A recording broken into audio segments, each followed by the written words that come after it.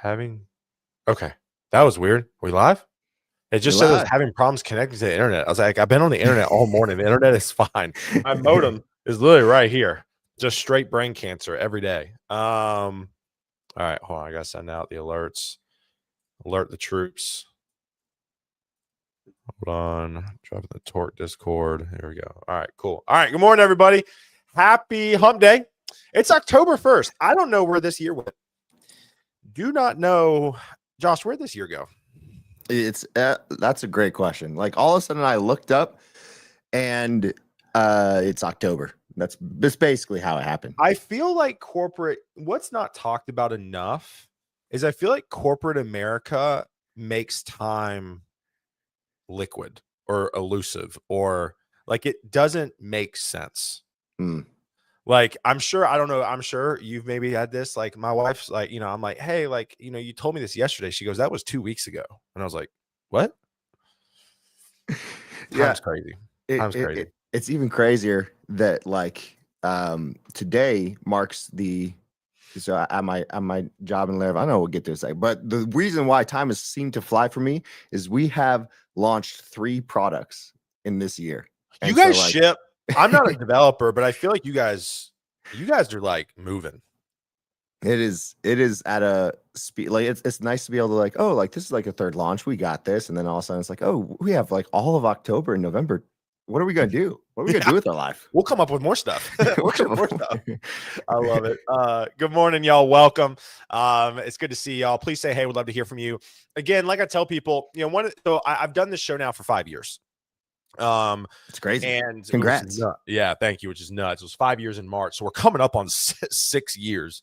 And for me, my original thesis to start this was just to help people.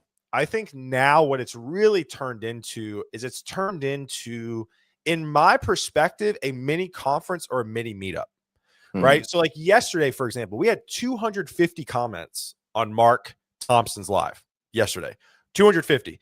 So that's crazy. Maybe we'll beat it today. We'll see. Y'all keep commenting and say, hey, and that for the record, that's 250 just on my LinkedIn. Yeah. Right. So like, and also I'm super grateful, super blessed. Like we've moved this thing to an hour and there's been no fall off. That's just awesome. nuts. That's crazy. And so what I tell people is this is a networking event. This is a mini conference. This is a mini meetup. Actually, it's a big meetup, I would say, virtually. So, whoa, here we go. Look at that. That was how many cameras do you have going? That was wild. You freaked me out just then. Someone in the chat started talking about the wink and everything, but yeah, I got this main camera. We got a little zoom in action. We've got the side camera on a slider. So what's up, everyone? Over there, it's a little moving camera shot, makes it a little bit more cinematic, and then we got one more right here. You have 4 cameras going on? Well, technically 3 in this setup, and then one more at my editing desk. Unbelievable. You're a monster. Yeah. I love that. Yeah, I mean that in the best way possible. So say hey, we'd love to hear from you. Connect with everybody in the chat. There's a lot of people in the chat already. And again, and we'll probably talk about today the power of networking, just saying hey to somebody, cultivating that relationship over LinkedIn, over X. I mean, it works, right? Or you can just run into each other at a church conference like Josh and I did. And also connect with Josh, right? It's like I tell people, like, I've been doing this thing for 5 years. If you connected with every single guest that I've had over 5 years, your network I would put my network up against anybody's. I would say Gabe Greenberg maybe have a better network than me at G2I, but I would put my network up against anybody. So please connect with everybody. Also kind of a few housekeeping things as always. First off, I am an AppWrite hero as well as my guy, Jason Torres. Probably the only non-technical, non-developer on a heroes program. I've never used their product, but I like the people, so I'm going to rep it. So y'all check them out. AppWrite. Love the crew over there. Also, listen, we got a brand new refresh situation going on the Torque.community site. It looks great. We have like references, not references, but like testimonials. Ooh. We got like place to sign up for our ambassador. By the way, we're opening up our ambassador program. Jason, you're in the chat. We need to make an announcment. We're officially opening up our ambassador program signups for next year.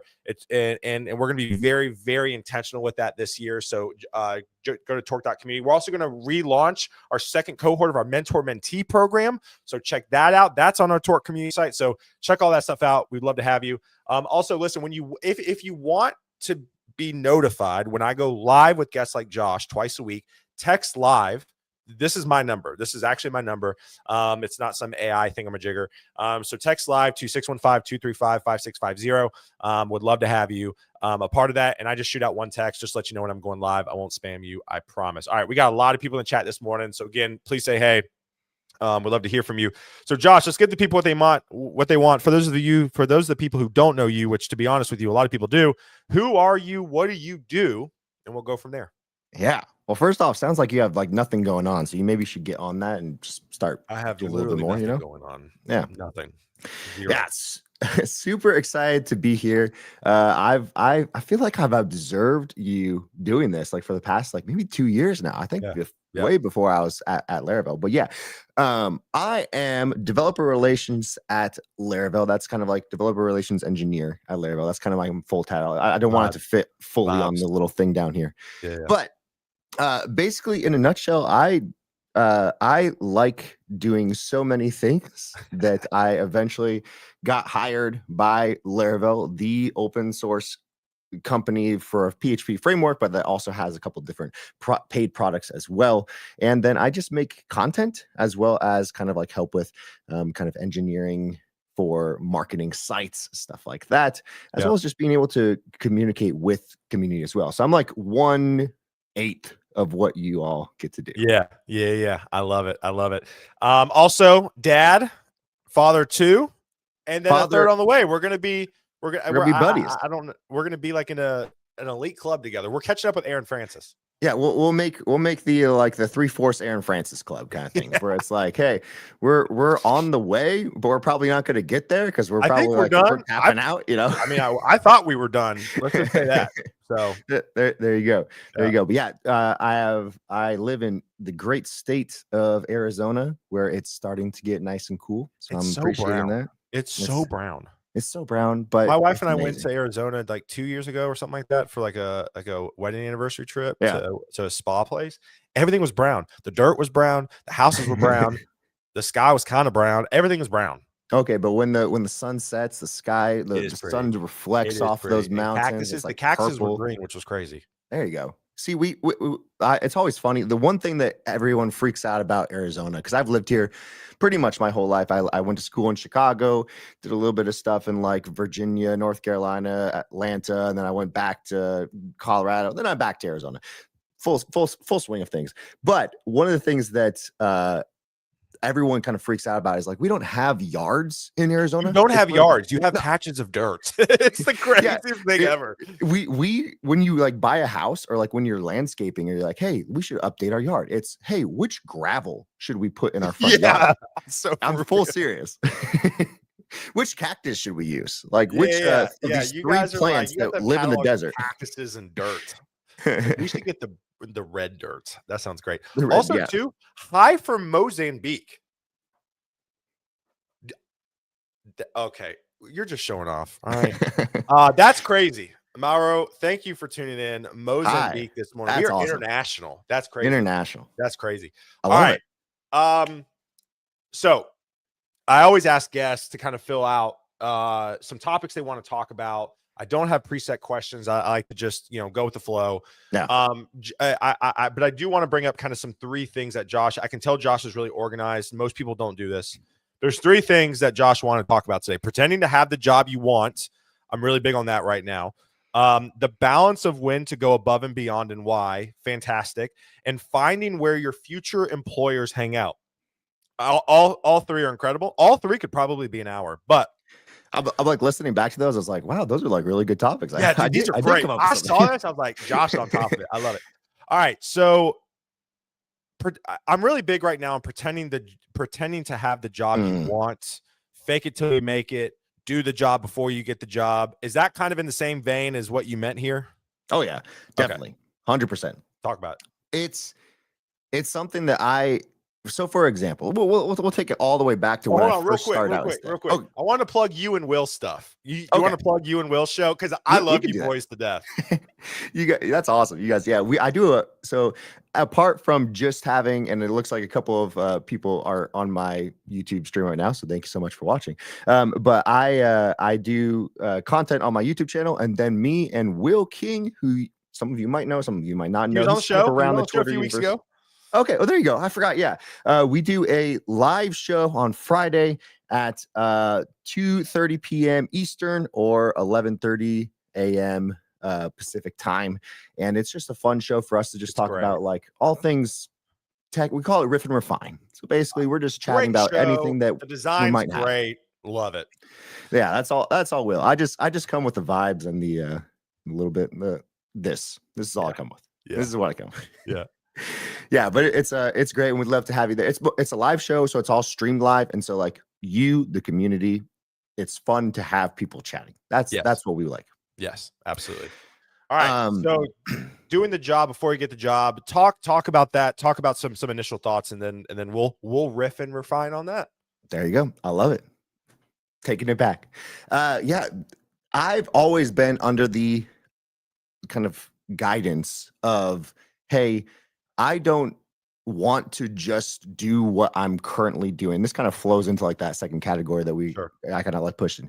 But before I started in tech, I knew that I wanted to get into DevRel because I came from like the performance side of the world.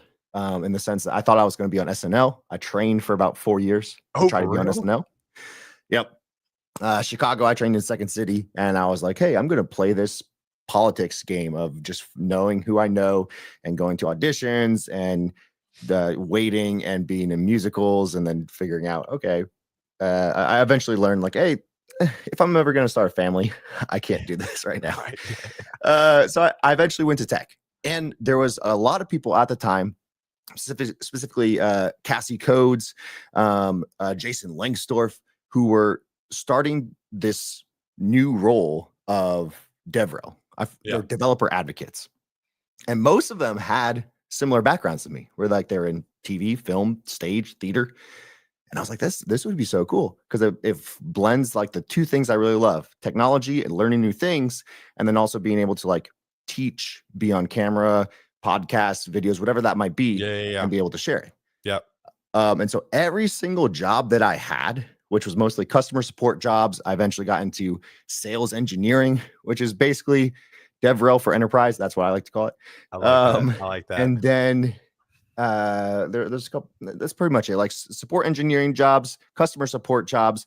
Most of all the tech jobs that I had leading up until this point were not DevRel jobs, but I made it DevRel. So I basically took time outside of my own stuff that I was supposed to do. Yeah. And I was like, hey, I'm going to, if 10 customers ask me this question, I'm going to make this video.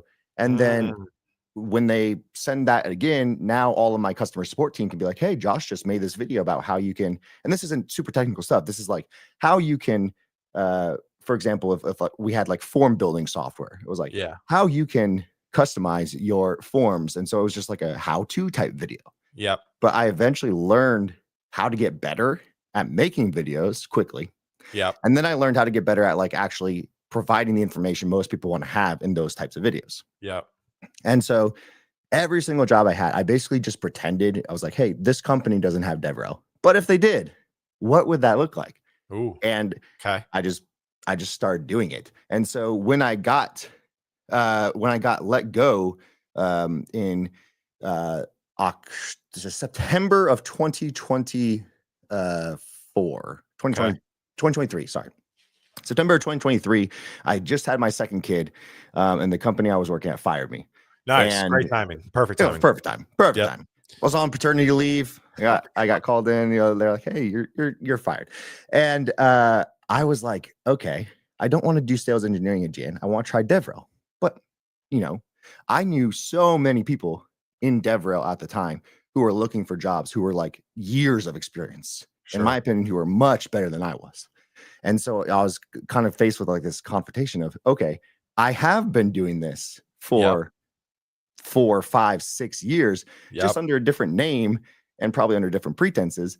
But I just pretended like I've been in DevRel for that long because I've been making videos about specific topics, talking about technical things, discussing it to non-technical people. Yep. And that's what I eventually landed at Laravel. How did you find Laravel? How did Laravel find you? I'm curious of that story. Yeah, it's a wild story. So little bit of backstory. Most of the technical support jobs that I was working and the sales engineering jobs, a lot of that was kind of all in the JavaScript world. So that even though it wasn't super technical roles, it was mostly me helping out customers with small JavaScript stuff of like, Yeah. hey, you're a non-technical person, but if you put in this JavaScript script, it was like in sales, it was a Salesforce app. And so if you put in this JavaScript snippet, all of a sudden your form can do a whole bunch of cool things. I worked at a company called Help Scout, which is customer support ticketing software. And a lot of the enterprise customers were like, hey, we need to do X, Y, and Z. I was like, okay, well, you can throw up this JavaScript script and it can go to, a webhook and you can do all these things. So I learned all of like pretty technical stuff. And on my side time, I would just start learning how to build apps because I was like, oh, if I made a SaaS, that'd be awesome. Like Yeah. I could make some money. I could learn how to build things. Sure. And so I knew enough JavaScript to basically every single night I would try to learn a new framework or a new language, a new package. And I would be like, hey, how would I use this if I was building my own thing in a job? And so I consider myself like an intermediate developer at JavaScript. And I knew Firebase, I knew Supabase, I knew all of those kind of back-end-esque kind of things. And so I eventually was like, I just want to have a better stack in order to build things faster. Yeah. Because there was so much stuff that I was building and it just took forever to build the things I wanted to build. Yep. And I felt like, one, I was a terrible developer. And two, I felt like I just didn't have what it takes if I was going to ever be in DevRel. Sure. Or working for an actual technical company. Like I was doing interviews and this was like, and everyone was like, oh, you don't have the experience that we need, that kind of thing. Yeah. And I eventually started building. Every night I would build out my demo application of choice is kind of like a to-do list, but there's a little bit more intricacies with it where I call it this bookmarklet kind of thing. Okay. I have a name for the demo app that I build with different products. But it's called bookmarklet. And so basically it's like you have your own, you log in and you can keep bookmarks of like a URL, but those bookmarks are only saved to your specific account. And then you can add notes or a description to them. So that way, when you're searching for them later, you can find whatever page that you saved like as a bookmark. Yeah. And be like, okay, why did I save this? And then you can find it.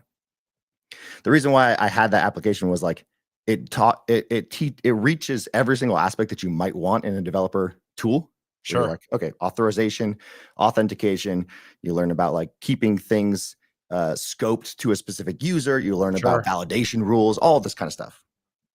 And so every night I would try to, until the wee hours of the morning, I would like try to build that app in like 10 different tools, like a new tool every night. So I tried it in Rails.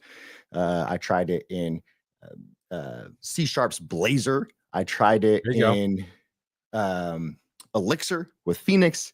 I tried it with all the JavaScript stacks. So SvelteKit, Solid.js. I tried it with Vue.js, Nux. I tried it with Next. Next was probably like the one I was more familiar with. And then I eventually tried Laravel. And I kind of timed myself. How long does it take me to build this app in all these things? Yeah. This is, of course, learning the tool and learning the language, which I never worked with PHP before. And it took me like less than an hour to build the app in Laravel, and I never touched it. Wow. And every other app was like close to like 5 hours of me like digging through things and learning how, mostly because the authentication piece, I had like 30% of it done within like 10 minutes. Yeah. So I eventually said, okay, any new project, any new side thing that I'm going to do, I'm just going to build in Laravel. And so over the years, like as I was still working at all these other companies, I was like, hey, if a new customer came up, I was like, okay, how would I solve this problem in a Laravel backend? And so I would eventually like any new SaaS idea I had, I would kind of like build it out, and all of my SaaS ideas were trash. Eventually one kind of took off, and that was the more or less the reason I got fired. And I kind of like used that as a way to make a little bit of money while I was fired. But I eventually just became, I became known, even though I was barely talking about it. up until I got fired, I became kind of known as like this person who was like, oh, I started building in JavaScript, and all of a sudden, usually people go from PHP to JavaScript, Sure. but I went from JavaScript to PHP. Yeah, it's like going And from Catholic to Baptist, right? Yeah, exactly. yeah, exactly. You're just going backwards at that point. Um, and so I kind of leaned into that a little bit. And when I got fired, I was like, I'm going to do something crazy. I don't have a YouTube channel, but I'm going to just make a YouTube video. And so I made a first YouTube video of most people on Twitter. And I probably had, I don't know, 600 followers at the time. Most people on Twitter, which was a lot, but it was just over time of me talking about Laravel and maybe JavaScript stuff and stuff like that. And at the time, I made this video because most people ask me, okay, why are you choosing Laravel? Like, why do you do that? And so I just made a video and I was like, hey, this is why I choose Laravel. And the first week I made that video and kind of posted on Twitter, it kind of went around. I think it had like 1,000 views. And I was like, that is awesome. That's crazy. I think I got I had like 3 subscribers at the time. I think it was my brother, my mom, and like my like an ex-girlfriend or something like that. From like way back. I hadn't really posted any videos. And eventually I like had like 100 subscribers. And then by the time I put out my next video, there's like 200 subscribers. And then all of a sudden that video just like took off, where like more and more people were like, hey, 1, this is really good quality. And then 2 people were like, I agree with all these things. Like maybe I should try it. And all of a sudden I was thinking, 1, I was kind of nervous to start putting out content about Laravel. 1, because I was so new to it. I started using it like in that last year. Yeah. And 2, there are so many amazing educators in the Laravel space. Sure. Like people like Jeffrey Way, who have been teaching it since like the NetTuts day, who has Laracasts, and he kind of that's his whole job, teaching Laravel. Yeah. And so I had this like fear of I'm not going to be good enough, so I'm just going to make it my own. I'm the guy who is learning Laravel, and so I learned it from this JavaScript perspective. And it's crazy how that first video is still, I think it's one of my top 3 or top 5 viewed videos on my whole channel. Like it's close to like 50,000 views, I think, right now. That's crazy. So I know people get tired of me saying this. Yeah. Put shit out.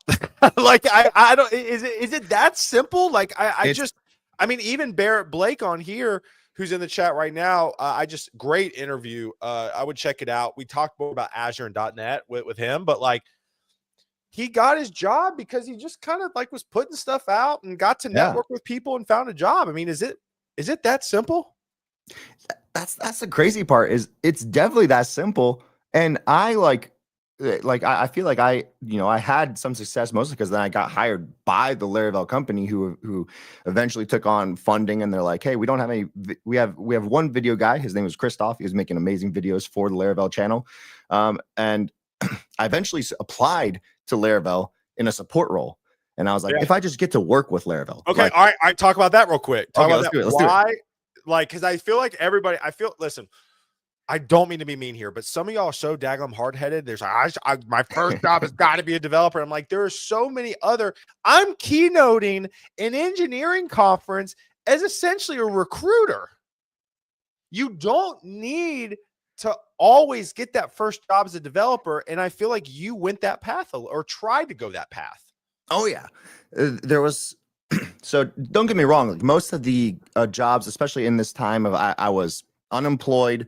My wife gratefully allowed me to like make videos, because I told her, I was like, hey, I wish I started earlier. I wish I started while I had a job. Same. I'm mentoring 2 freshmen from South Carolina right now. Oh yeah. And one of the girls like, what would you have done? Just because I don't have enough on my plate as it is.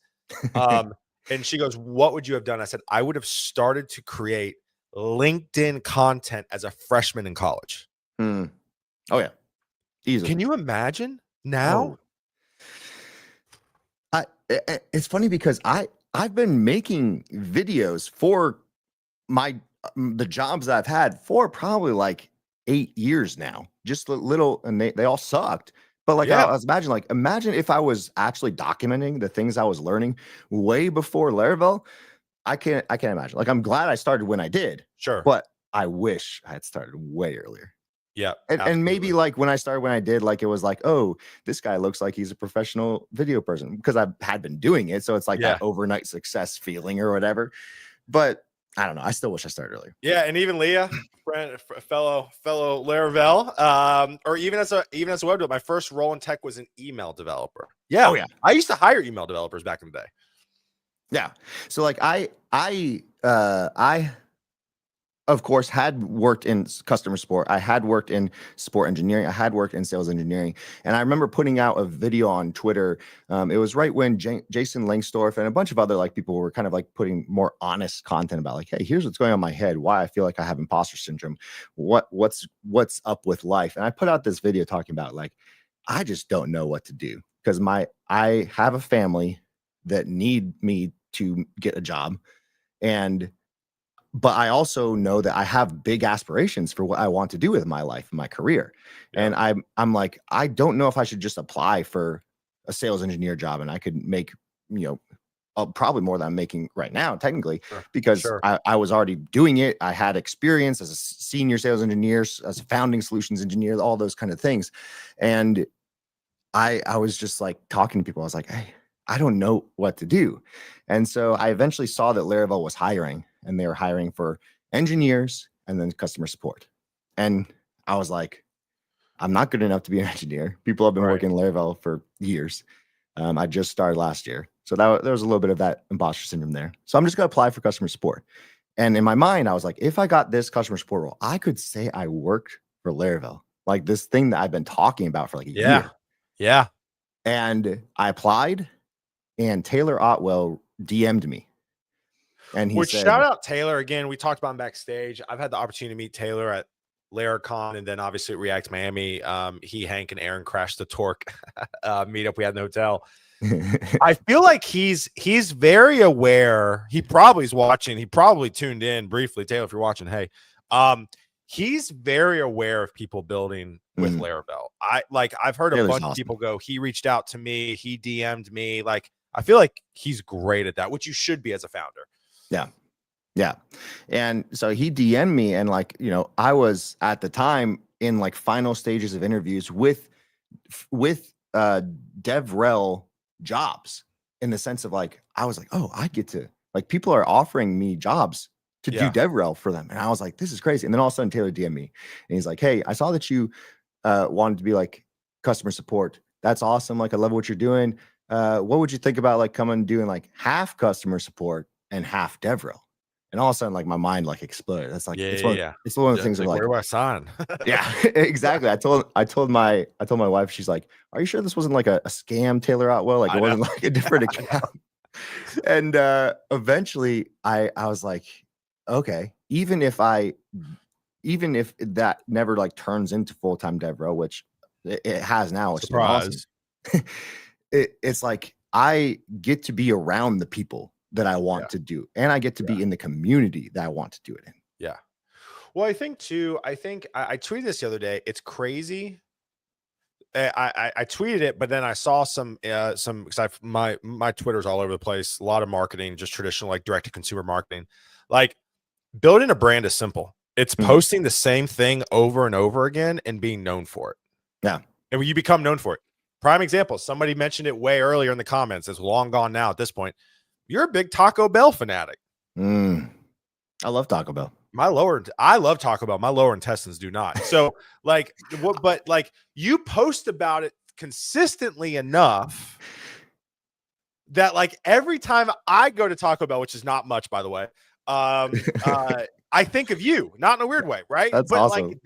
So like, for example, Naz down here, right? Like, Naz is starting her journey. Naz, again, you don't know the people who see you. Naz starting to post about Python.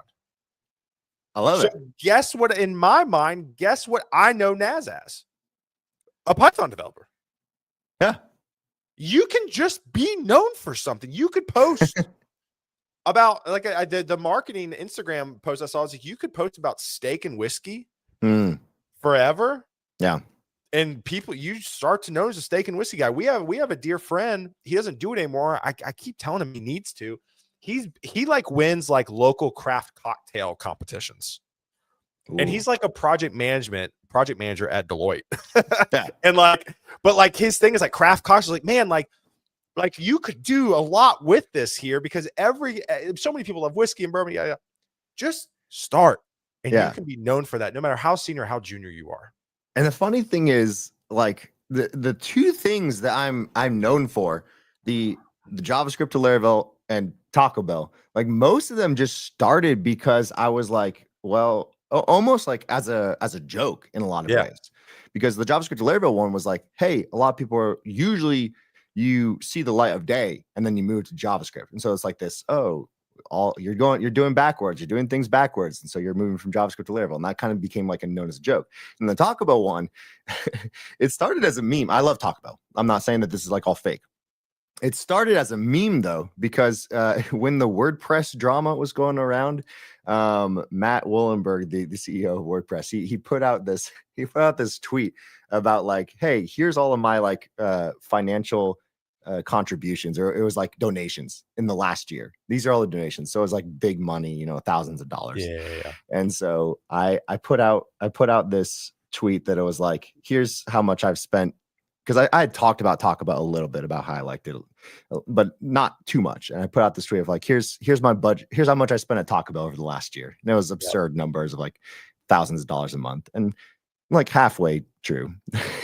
But then also like that was like probably one of my most liked and shared and commented tweets. Like, just kind of went viral. We put out all this educational content, but then when we talk about like me as Cold Brew or you Taco Bell, like it just blows up. You're like, why am I even doing this? And so now it's like it is one of those things where like you become known for something, but then you're consciously aware of it as like a person. You're like, oh yeah, like, it's crazy how the mind works. It's wild. And now I just want to get sponsored by Taco Bell. So all right, so I have to ask. I love it. I have to ask, what's your favorite menu item? I have mine. Mine's the grilled. I think they went away with it. The grilled steak burritos. Yeah. I used to house 3 of them in college at one sitting. A lot of, so I have tried probably almost everything on the menu. Yeah, sure, of course. At this point, I had a Mexican pizza the other day. My wife got it. It was great. I don't care for them, but every now and then they hit the spot. Yeah, that's not my favorite. My favorite is a grilled steak burrito, which I don't think is around anymore. I think they have a grilled cheese steak burrito that just came back. Ooh, that one's a good one. I like some of their like seasonal items are so good. Like they have like these like mini tacos. Anything like this, like the mini taco within like a little chalupa kind of shell. So good. Okay. All right. But my OG item that I have had since like junior high, and that is still on the menu today, is cheesy bean and rice burritos. Are they? They're great. They're great. Also, you got to get one of those that's great. A hot sauce is great. Hot sauce is great. I actually saw, who was it? There was like a chef. I don't know if there's this YouTube show called Last Meal, and I saw, I forget who he had on, but like so he's like a like pretty good chef, and so but he was saying, oh, it was the Hot Ones guy, Sean Evans. Oh yeah, he's great. Sean Evans interview style. Great interview style. He's amazing. I love it. So good. Sean Evans had on his last meal had a Crunch Wrap from Taco Bell. Good choice. Can't go wrong.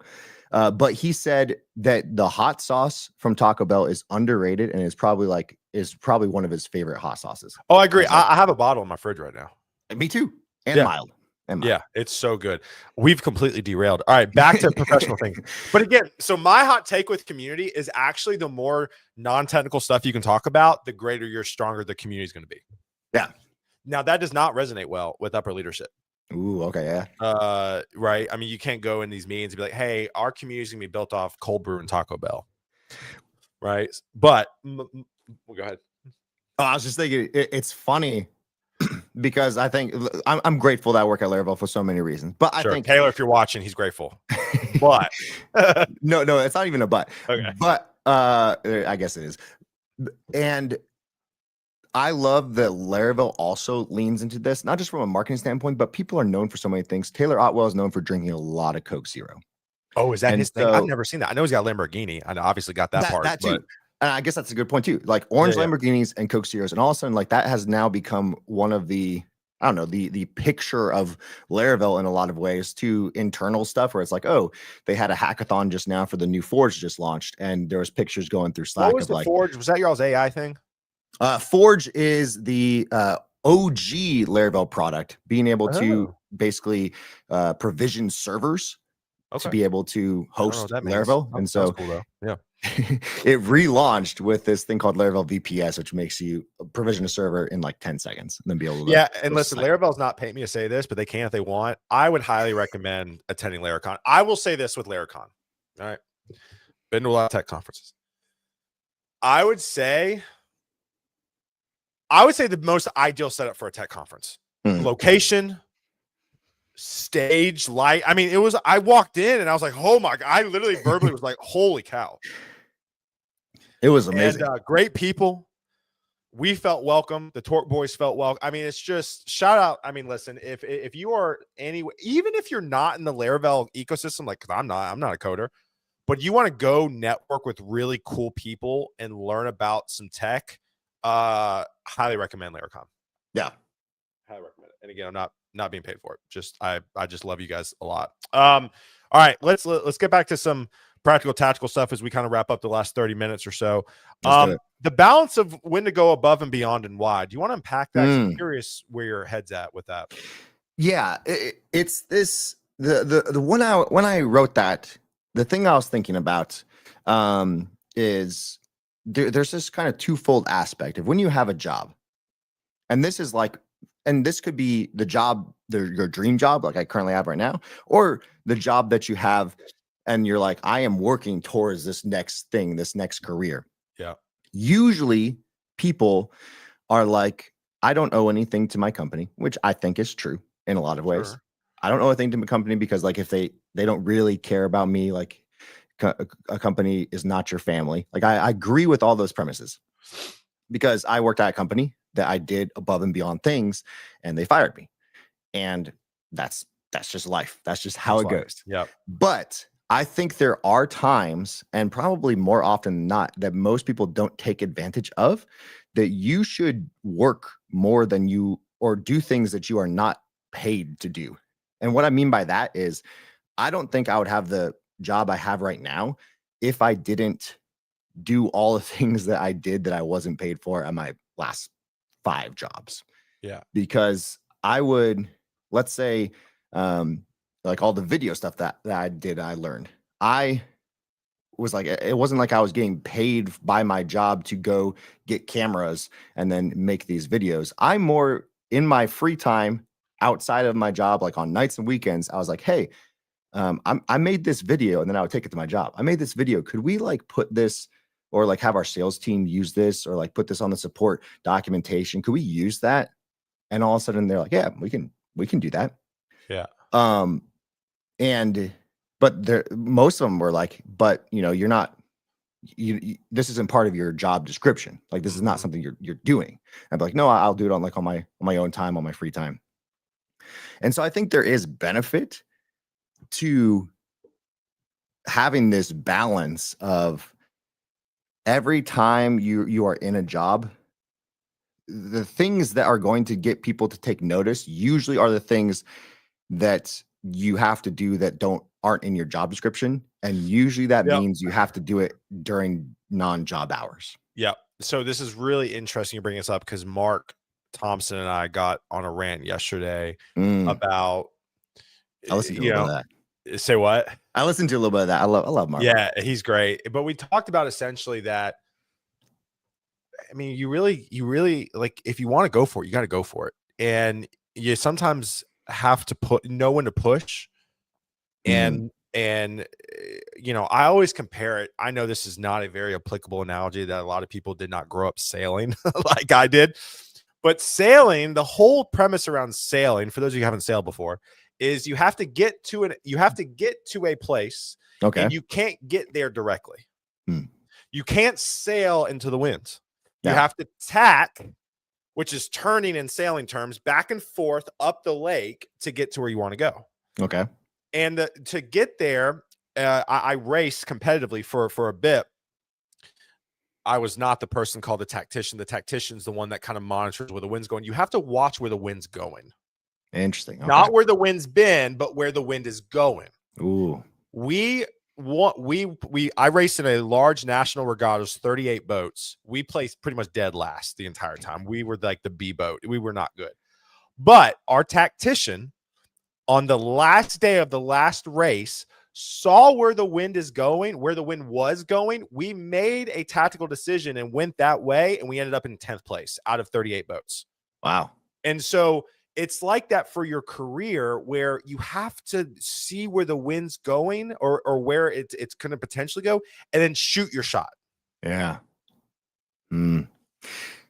I 100% agree, because it's one of those things where I think about it in terms of like hobbies that you like to do. For example, I like playing pickleball. Like I do it every Wednesday. Nice. With a group of friends. Never and that's tried. kind of like our it's one of those that's like, it's not. I picked up super golf athletic. in my old age. Golf's my thing now. See, So, I would love to do that. But it's great. like most of the time, if you like doing something, usually you can't just do it during the set allotted times that you have to do it in a lot of ways. Like if I wanted to get better at pickleball, and I've done this a couple of times, like I would go out and practice specific things. Josh and then like backyard, like practice pickleball. I'm like, hey, here we go. Like, Trying not to or like sprain in my an ankle in office, the like just backyard. this wall Yeah, right yeah. here, bam, Yeah. bam. And then, but like I think about this from like a music standpoint. So like we're both musicians. Both We understand musicians. this. Yep. And if I was just to show up to every gig or every weekend that I play at my church, like if I was just to show up that, and I'm good enough now at this point where I can do that. Yeah. But then all of a sudden, I'm not going to get to the part that I need to be at. Like, you have to actually like put in the practice. I think most people don't put in the practice for the job that they want. And what I talked about yesterday on Marks is, in my opinion, it's because of this. Ooh. I know Aaron France talked about the brick. I have the brick. Mark Thompson had the brick. I will say this, and again, I said this yesterday. I truly believe that the biggest blocker stopping people is their phone and essentially streaming services like Netflix. Like people like I don't have people like Taylor. Like how do you do? I've had a bunch of people. I'm not bragging. It's just for the conversation. How do you do what you do? I had one guy at Torque message me. He goes, "Dude, I'm single and have no kids. I don't know how you do what you do." Yeah. And I was like, I don't watch TV. My wife and I are working on one TV show, and we watched 13 minutes last night. Yeah. Like you like that stuff. Just I was talking to Danny Thompson at Commit Your Code. All right. I think we were talking about some Netflix show. He goes, "Dude, I don't got time to watch TV." I was like, "Dude, I don't blame you." Right. So again, like I feel like to get where you want to go, do you want to sit in 30 minutes and watch your favorite TV show, or do you want to bang out a YouTube video? Yep. Yeah. And it's like, it's one of those things. I do the same thing, because most people ask me the same kind of question. Like, oh, you have 2 kids, you about to have 3. Yeah, about to have 3. We both are. And then like, okay, you have this job, and then I have my personal YouTube channel, and then I have my dreams and aspirations of where I want to take that. And then I have, my personal life, and I have my church life. I have a lot of things going on, and I have had to cut back on so much stuff that I enjoy. Like I liked playing video games, for example, and I don't think I've played a video game in like 4 years. But I like them. I like them. Yeah. And like same thing, me and my wife watch probably one show, like 45-minute show every night. She falls asleep. I come into my office and I work for 3 hours until 1-2 a.m. and then I go to sleep. Really? Then I do it all again the next morning. You don't get much sleep. I don't, especially with kids. I get about 6 hours, five to 6 hours every night. Okay, so not too bad. But it's one of those things where I've learned that I want to give up things. I think that's where I kind of started, because I had to at some point, especially when I was unemployed. I was like, okay, I have to give up doing this because I need to do other things. And then there's this point that I want to give up things, because then when I was unemployed again, for example, I knew that I probably should spend these next 3 hours applying for 400 jobs or whatever that number is. Yeah, whatever. Right. Yeah. Or I could make one YouTube video, but potentially get a job in the future. Which I tweeted this yesterday. I think creating content is first round interviewing at scale. And I'm glad I went, and my wife supported me doing that. Yeah, 100%. Yep. Last topic as we kind of wrap up here, last 10, 50 minutes. Y'all, and again, thank you for the comments. I think we maybe eclipsed the 250 from Mark yesterday. This is insane. So thank y'all so much. If you have any questions, please ask them. Tehran asked, what do you both play? I grew up playing drums. So I moved up to Nashville to do drums, played the honky tonks, did Studio Row. I was really good in the studio because I was classically trained, so I can play to a click really well. There you go. And now everyone plays with a click, so like it's fine. I know. I play guitar, a little bit of keys, and then I do vocals. So I sing. I love it. All right, go where the people are. Find where your future employers hang out. What was the reason you wrote this? What was trickulating in the brain to make you write this? Because I'm curious. Yeah, I think people don't realize the value that you have, not just in creating content, but like you've talked about this so many times, of course, of like the value of like actually marketing yourself. And I think one of the values of marketing yourself, or one of the like the aspects of that, is you have to learn like who cares. First of all, like it's crazy that like most of the people that I knew I wanted to be hired by were not hanging out on LinkedIn, which I think LinkedIn is, of course, is still incredibly valuable. Open source world, not so much, but yeah, open source world, they weren't hanging out on LinkedIn. And so I devoted my time as a 600 person follower account on Twitter to be like, hey, I'm just going to talk about the things I want. And I'm going to be vulnerable about the things I want. And I tried to emulate the companies that I want. I tried to emulate their voice in a lot of ways too. I'm like, I'm still going to be me. I'm still going to be unique. But when I wrote this of like hanging out with where your employers are, most of the time we forget that like, and again, you've talked about this so many times. So like, I love like your aspect for this. Most of the time we forget that usually a job that you're trying to get is you providing value for the company. That is the reason why they're paying you. They're like, hey, I need to do this. I need to build a community, or I need to have better YouTube videos, or I need to eventually like what Leah, who was in the chat, she was, we need marketing websites built fast. And so she whipped up Forge marketing website the past couple of days, past couple of weeks. And so it's like one of those things where you get that job because those are the outputs that company needs. And so if you don't know what the company needs for an output, how are you going to pitch yourself to them, even if they don't have a job listing listed? Right. And so I started, and this wasn't just for Laravel, but like a bunch of tech companies, I learned that like most of them, the reason why Aaron Francis, for example, is so popular and was so popular and had thousands of probably job offers when he was unemployed. We were talking about YouTube followers with him at Commit Your Code. I was like, hey man, how many up to now? He goes 50. I go, oh, 50. Cool. That's a lot. He goes, no, 50,000. I was like, I know, Aaron, relax. He's like, hold up.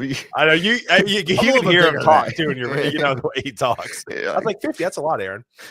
No, 50,000.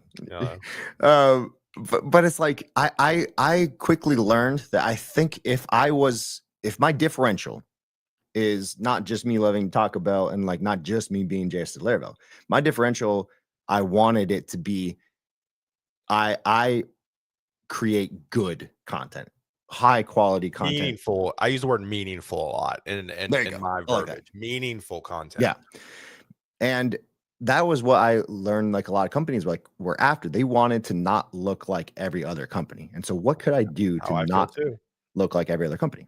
Yep. All right. There's some questions. I'm curious though.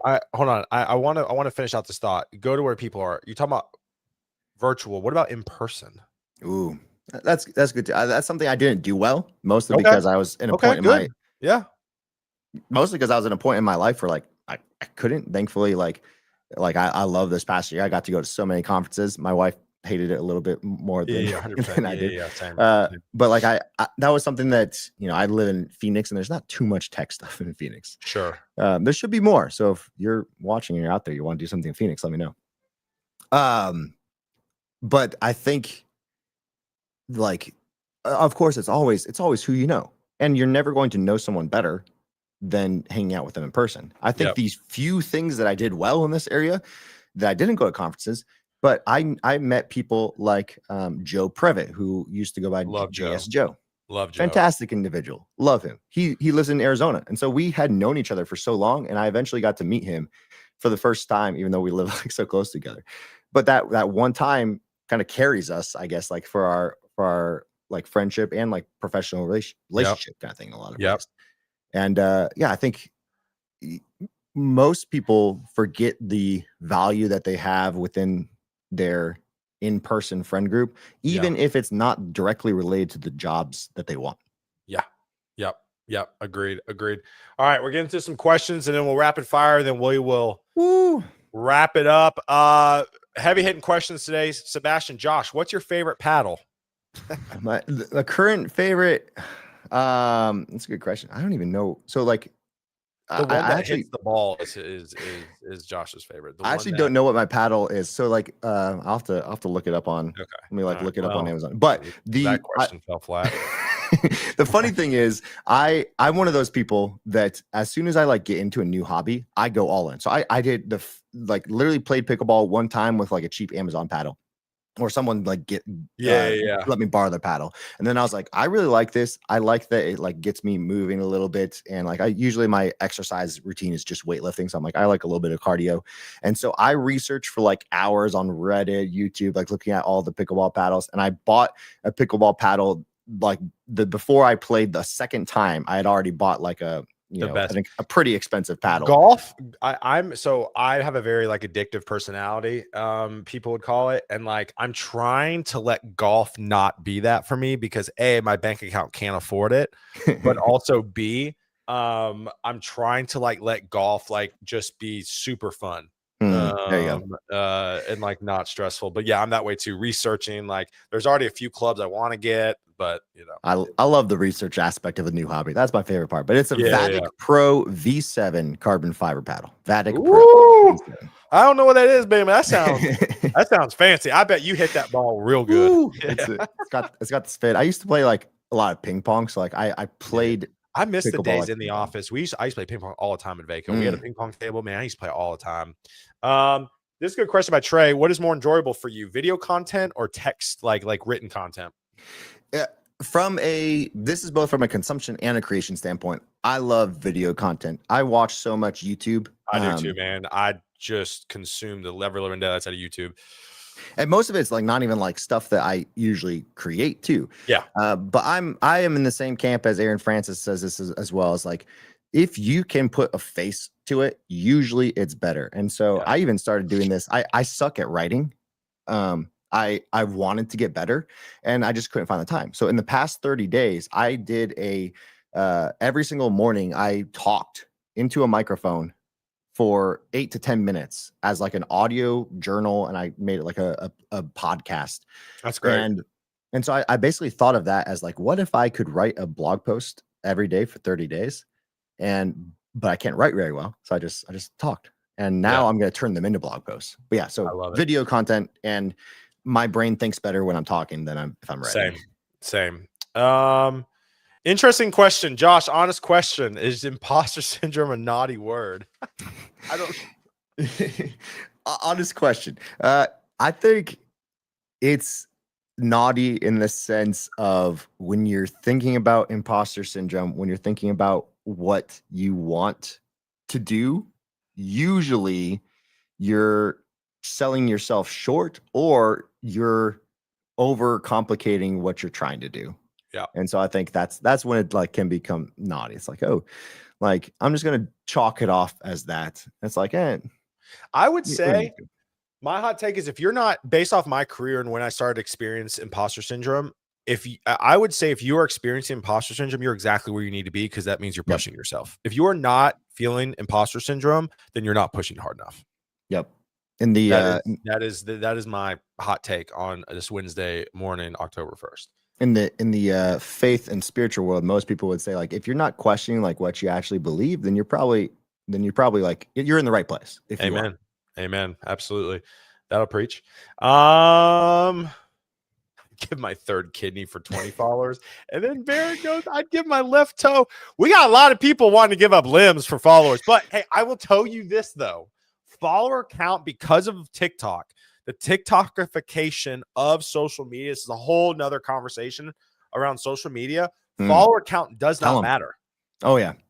And its subscriber account on YouTube doesn't matter either. For example, like I think I think consistency matters more than follower count. 100%. Because the videos that I put out on YouTube, I have 17,000 subscribers, something like that. Super small in the grand scheme of things. But I know. There you go. There you go. I was super pumped past 1,500 finally. I love it. But like a lot of my videos get more views consistently than channels with like 100, 200,000. Yeah, I have 38,000 followers on TikTok. It hasn't netted me one piece of business yet. Like, it doesn't matter. That's not making you $3 million a year? No, it's not. All right. Cool. All right. Sweet. Thanks, y'all. All right. So we're going to do rapid fire real quick. Okay. Again, thanks y'all for tuning in. This has been, I knew this was going to be a good one. This is a really good one. All right, Josh, what's one tech tool app that you can't live without and you can't say anything in the Laravel world? Tech tool app. Yeah, so mobile app, website, something. Ooh, that's a good one. I'm going to say I can't live without Linear right now. I use Linear in Linear my personal life. Linear is like a Trello, Jira, that kind of thing. Cool. So I use Linear for my personal app too, like for video ideas. And so I have like this Kanban board of like, hey, here's my ideas. Here's what's being edited. Here's what's I'm going to record, that kind of thing. I love it. What's the very first job you ever got paid to do? First job I ever got paid to do, probably when I was, I feel like I was an entrepreneurial spirit from very young. When I was 6 years old, I went around selling sand art to my to the three neighbor houses that we lived in Quartzsite, Arizona. There you go. You had a lot of sand to pick from, so that's good. What did you originally want to be when you grew up? What did you want to be when you were younger? I wanted to be a stand-up comedian. I love it. And then I went into like actor world, maybe rock star, that kind of thing. So which is really funny because what we do, I mean, we're stand-up comedians. I mean, I've had people come up to me and tell me like I've been compared to the Nate Bargatze of LinkedIn. No joke. Somebody said I'm the Nate Bargatze. I've also been compared to Gary Owen, which is hilarious. I love Gary Owen. He's pretty raunchy, but I love him to death. What's a career mistake you're oddly grateful for? Ooh, there's a lot of them. Career mistake I'm oddly grateful for is I'm glad this is like usually I wouldn't do this. I'm glad I tried so hard to get a remote job from the start. It's a terrible mistake. You should probably not, your first job in terms of like tech should probably not be remote. Yeah. But I have never not worked a remote job. That's awesome. I mean, like after Chick-fil-A. There you go. And like waiting food. My wife's in the other room. She goes, your wife does not think you're funny. So there's that. So tough crowd. All right. Next question. If you weren't in tech, I probably know the answer to this, but if I would wake up, tell you tomorrow that you get paid the same, if not more, money was not a problem, let's say, what hobby would you pursue? Probably either music, or I'd probably like go back to like, I would like love making films in a lot of ways too. Not even just like acting them. Like filming or directing or writing, or probably a little bit of all three. Like if I could be, I can't think of a good name off the top of my head, but someone who like writes, directs, and then stars in it. So, it sounds very like conceited of me, but yeah. I'm going to be a one-man show. Also, John, my wife hopefully doesn't hear this. Sounds like your wife is funny. Nope. Not at all. Actually, she's way funnier than I am. All right. Last question, ma'am. And coffee or tea? Tea. What? Hot or iced? Iced. Okay. Well, I drink, and this is maybe like my Arizona coming out, but I drink so much iced tea. Do you I drink am a lot of literally. Arizona sweet tea because you're in Arizona? I don't even really like sweet tea, but I like I don't Arizona tea. either. But Hot take. I'm from the South. It gives you cavities. I used to like it a little bit when I lived in Chicago, but and it's funny in Nashville, like when I went there, I have to like specifically ask unsweet Yeah, tea. you have to ask for unsweet tea. And then there was this one restaurant I went in Memphis. I asked for unsweet tea. They brought it back in like this little like paper cup. Everyone else got like these glass cups. I was like, I feel very. Some dude asked for unsweet. We don't have it. We don't got that. I love it.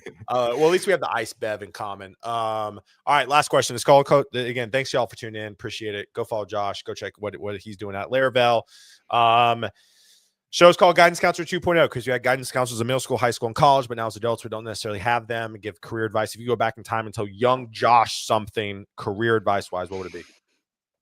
I think it would be start now in a lot of ways to be able to say, instead of just figuring out like, oh, like most of the time we figure it out as we go. So why didn't I start earlier? I don't know. Yeah.